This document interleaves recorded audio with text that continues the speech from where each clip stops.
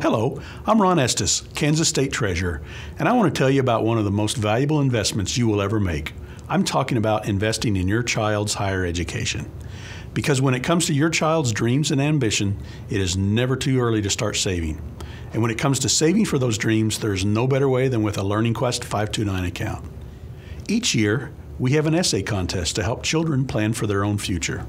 This year, we're asking 7th and 8th grade students in Kansas, if you had $2,000 to invest in your own interest, how would you spend the money to better prepare yourself for the future?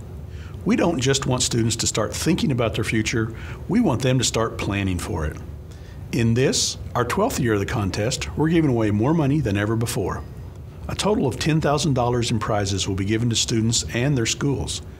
The first place winners from 7th and 8th grade will be awarded $2,000 LearningQuest 529 accounts and $1,000 for their schools. New this year, the essays of the runners-up will be posted on our Facebook fan page for voting. These People's Choice winners will be chosen based on the vote tallies, with the winners receiving $1,000 LearningQuest 529 accounts and $1,000 for their schools.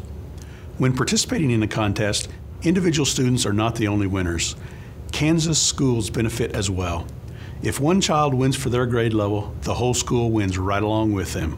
All you have to do is get your child's school involved. To share information about the contest with your student's teacher, click the orange button above. Or submit an essay directly by clicking on the Submit an Essay button. There is no better investment than a child's higher education. Don't have a LearningQuest 529 account yet? All it takes is 15 minutes and $25 to set one up.